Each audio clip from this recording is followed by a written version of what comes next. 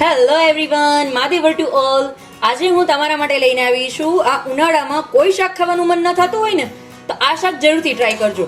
ખૂબ જ ટેસ્ટી અને બધા ઘરના જ ઇન્ગ્રેડિયન્ટનો યુઝ કરીને બની જાય છે.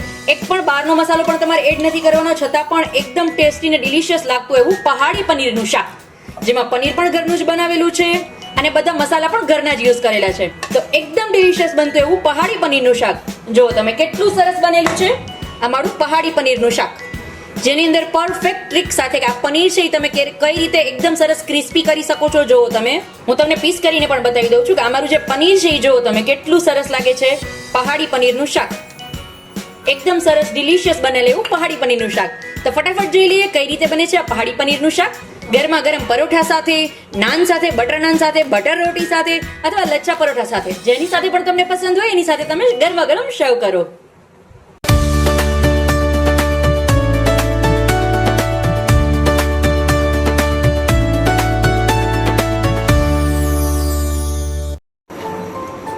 પહાડી પનીરના શાક બનાવવા માટે સૌથી પહેલા એની અંદર હું 1 મોટા ચમચા જેટલું તેલ એડ કરું છું અને એની અંદર 2 મીડિયમ સાઇઝની ડુંગળીને રફલી ચોપ કરીને લીધેલી છે એને એડ કરશું.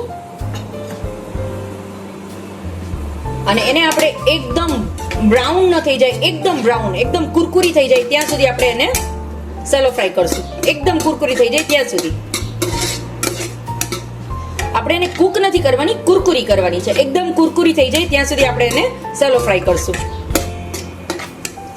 જો એકદમ છે એ બ્રાઉન થઈ જવી જોઈએ. હજી જે થોડી થોડી વ્હાઈટ, અમુક જે છે હજી વ્હાઈટ છે એને પણ આપણે એકદમ બ્રાઉન થઈ જાય ને પછી આપણે એને કાઢશું. ત્યાં સુધી એકદમ બ્રાઉન એને થવા દેશું, એકદમ ક્રિસ્પી ને કુરકુરી.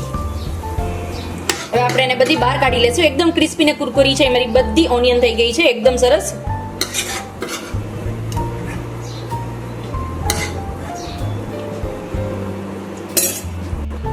હવે આ ઓનિયન ની અંદર હું 8 થી 10 નંગ જેટલા કાજુ એડ કરું છું અને આપણી જે રેગ્યુલર ચમચ આવે છે એ ચમચીની મદદથી 3 ચમચી જેટલું એની અંદર દહીં એડ કરું છું.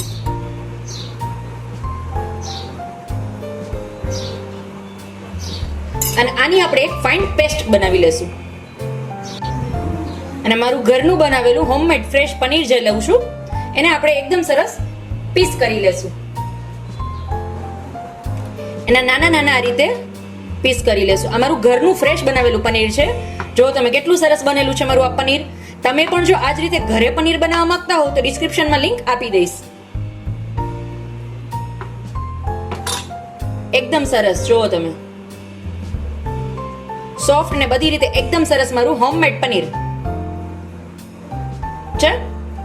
બહારનું કેમિકલ વાળું અને ફ્રોઝન પનીર ખાવું, ડુપ્લિકેટ પનીર, એના કરતા ફ્રેશ ઘરનું જ ફ્રેશ પનીર તમે ઇઝીલી ઘરે બનાવી શકશો. પરફેક્ટ આ જ રીતે, પરફેક્ટ આવું જ પનીર તમારું બનીને રેડી થશે ઘરે પણ. હવે આ પનીરને પણ આપણે સેલો ફ્રાય કરી લેશું. જે આપણે ઓનિયનનું ઓઇલ હતું એની જ અંદર આ રીતે હું પનીરને એડ કરી દઈશ, બધા ટુકડા.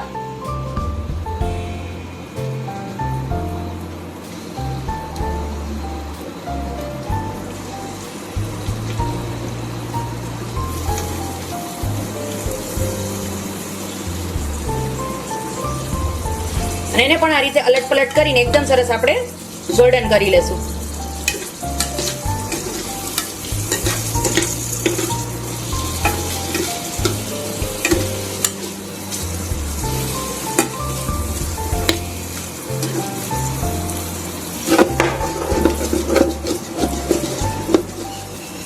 એકદમ સરસ બધી સાઈડથી ફરતી ચારેય સાઈડથી એકદમ સરસ આપણે એને સેલો ફ્રાય કરી લેશું. અને તમે ડીપ ફ્રાય પણ કરી શકો છો, બટ ડીપ ફ્રાય કરતા બેટર વે છે કે જો હેલ્ધી વર્ઝન કરતા હો, ઘરનું ફ્રેશ બધું કરતા હોય તો ડીપ ફ્રાયની બદલે સેલો ફ્રાય કરવાનો હું વધારે આગ્રહ રાખું છું. તો તમારે જો ડીપ ફ્રાય કરવું હોય તો તમે એ પણ કરી શકો છો, બટ હું ઓછા તેલમાં યુઝ થાય એ રીતે રેસીપી તમને બતાવું છું. તો એના માટે અત્યારે હું સેલો ફ્રાય કરું છું. ડીપ ફ્રાય કરશો તો શું થશે, એકદમ ઝડપથી ક્રિસ્પી થઈ જશે, જ્યારે સેલો ફ્રાયમાં થોડી વાર લાગશે. મારા પનીર છે એકદમ સરસ સેલો ફ્રાય થઈ ગયા છે. હવે આપણે એને એક પ્લેટની અંદર કાઢી લેશું. હવે એ જ પેનની અંદર ફરી પાછું હું 1 ચમચી જેટલું તેલ મૂકું છું. મેં પહેલા 1 મોટા ચમચા જેટલું તેલ લીધું હતું, એની જ અંદર ડુંગળી અને પનીર બંનેને સેલો ફ્રાય કરી લીધા છે 1 ચમચા તેલની અંદર. હવે એ તેલમાં પણ થોડો પોર્શન છે, છતાં પણ એની અંદર 1 ચમચી તેલ એડ કરું છું. અને તેલ ગરમ થઈ જાય એટલે એની અંદર હું જીરું એડ કરું છું.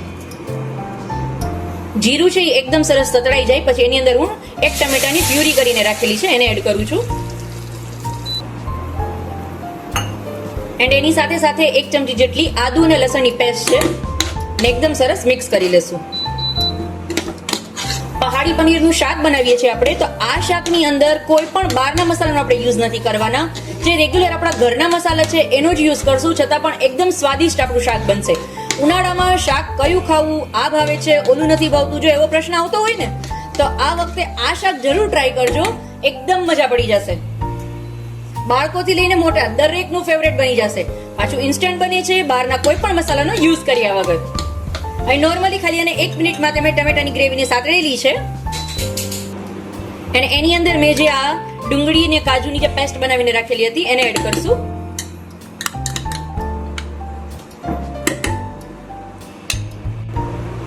એકદમ સરસ મિક્સ કરી લેશું.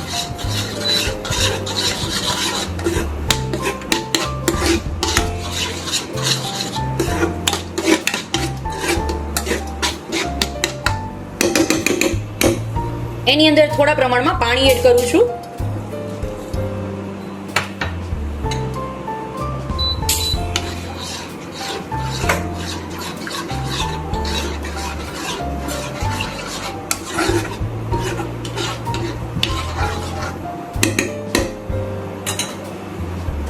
આપણે જે ઘરના રેગ્યુલર મસાલા છે એ બધા મસાલા એડ કરશું. સૌથી પહેલા તો એની અંદર હું અડધી ચમચી જેટલી હળદર એડ કરું છું. એક રેગ્યુલર જે ચમચી આવે છે 1 ચમચી જેટલો કાશ્મીરી લાલ મિર્ચ પાવડર,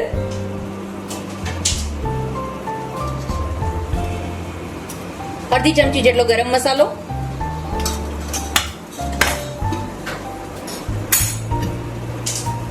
ને સ્વાદ પ્રમાણે મીઠું. એકદમ સરસ મિક્સ કરી લેશું.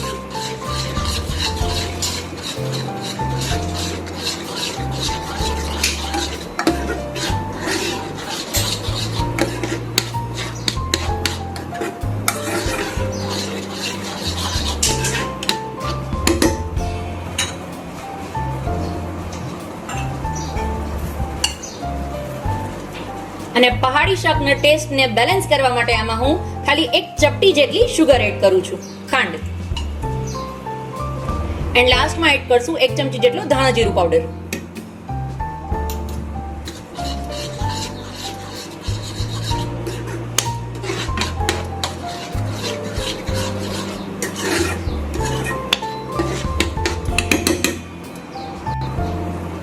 એન્ડ મારી ગ્રેવી છે એકદમ સરસ કુક થઈ ગઈ છે. એની ઉપર હું 1 ચમચી જેટલું ઘરનું શુદ્ધ દેશી ઘી આવે છે હોય છે એ એડ કરું છું. જો તમારી પાસે દેશી ઘીની બદલે ઓપ્શનમાં તમે બટર પણ એડ કરી શકો છો, બટ અત્યારે હું શુદ્ધ દેશી જે ઘરનું આપણે ઘી બનાવીએ છીએ એને એડ કરું છું અને એકદમ સરસ મિક્સ કરી લેશું, જેનાથી એનો શાઇનિંગ, કલર, સ્મેલ, ટેસ્ટ બધું નેક્સ્ટ લેવલ આવશે.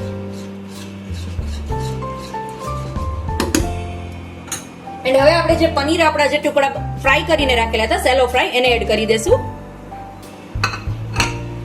અને એકદમ સરસ મિક્સ કરી લેશું.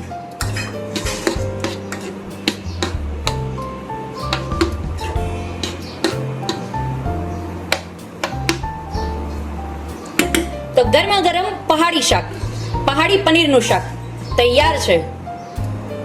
તો આ ઉનાળામાં કોઈ શાક ખાવાનું મન ન થતું હોય તો આ શાક જરૂરથી ટ્રાય કરજો. ફરી મળીશું આવી જ રીતે એક અવનવી રેસિપી સાથે. ત્યાં સુધી આવજો ફ્રેન્ડ્સ. મહાદેવર to all.